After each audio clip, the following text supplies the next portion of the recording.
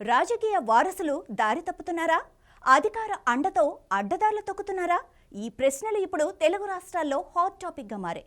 తాజాగా ఓ కేంద్ర సహాయ మంత్రి కుమారుడిపై పోక్సో కేసు నమోదు కావటం దేశవ్యాప్తంగా సంచలనం సృష్టించింది. ఇది ఒక్కటే కాదు, ఏపీ తెలంగాణలోనూ పలువురు నేతల పిల్లలు తీవ్రమైన ఆరోపణలు ఎదుర్కొంటున్నారు. అధికారం అడ్డం పెట్టుకుని చెలరేగిపోతున్నారన్న విమర్శలు కూడా వెల్లువెత్తుతున్నాయి. ఇంతకీ అసలేం జరుగుతోంది?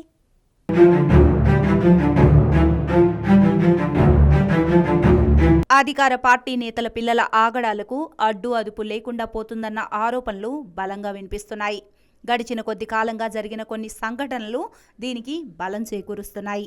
తెలంగాణలో ఓ ఎమ్మెల్యే కొడుకు హిట్ అండ్ రన్ కేసులో చిక్కుకొని విదేశాలకు పారిపోవడం గతంలో కలకలం రేపింది.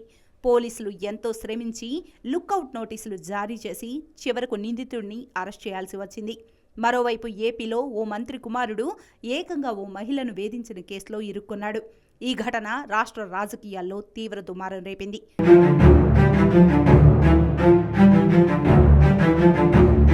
ఇక డ్రగ్స్ కేసుల గురించి చెప్పనే అక్కర్లేదు. బెంగళూరు డ్రగ్స్ కేసులో తెలంగాణకు చెందిన ఓ కీలక నేత కుమారుడి పేరు ప్రముఖంగా వినిపించింది. గంటల తరబడి విచారణలు ఎదుర్కోవలసి వచ్చింది. ఇలాంటి జాబితాలోకి తాజాగా ఓ కేంద్ర సహాయ మంత్రి కుమారుడు కూడా చేరాడు. అతనిపై ఏకంగా పోక్సో చట్టం కింద కేసు నమోదవడం పరిస్థితి తీవ్రతకు అద్దం పడుతుంది. అయితే ప్రతిపక్షాలు రాజకీయంగా కుట్ర పన్ని తమ పిల్లలను కేసుల్లో ఇరికిస్తున్నాయని అధికార పార్టీ నేతలు ఆరోపిస్తున్నారు. కానీ పోలీసుల విచారణలో మాత్రం బలమైన ఆధారాలు లభిస్తుండటం గమనార్హం.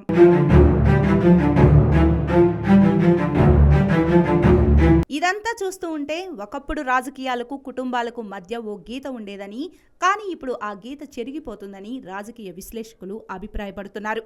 ఈ ధోరణికి అసలు కారణం ఏమిటి? విశ్లేషకుల ప్రకారం అధికారంలో ఉన్న తమ తల్లిదండ్రులు తమను రక్షిస్తారనే బలమైన నమ్మకమే పిల్లలను పెడదోవ పట్టిస్తోంది.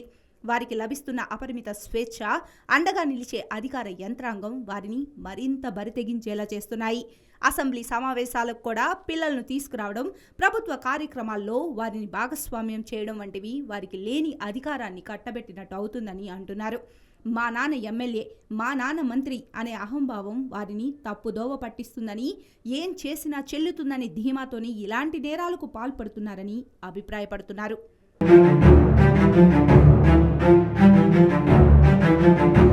ఈ సమస్య కేవలం రాజకీయ నాయకుల పిల్లలకే పరిమితం కాలేదు. సినిమా నటులు, పారిశ్రామికవేత్తలు, ఇలా డబ్బు, పలుకుబడి ఉన్న కుటుంబాల్లో పిల్లలు కూడా ఇదే తరహా ప్రవర్తన కనిపిస్తుంది. పబ్బుల్లో గొడవలు, డ్రగ్స్ కేసులు, బైక్ రేసింగ్లు, హిట్ అండ్ రన్ కేసులు సర్వసాధారణమైపోయాయి. ఈ సమస్యకు మూలం పెంపకంలోనే ఉందని, పిల్లలకు బాధ్యత నేర్పడంలో తల్లిదండ్రులు విఫలమవుతున్నారని నిపుణులు అభిప్రాయపడుతున్నారు.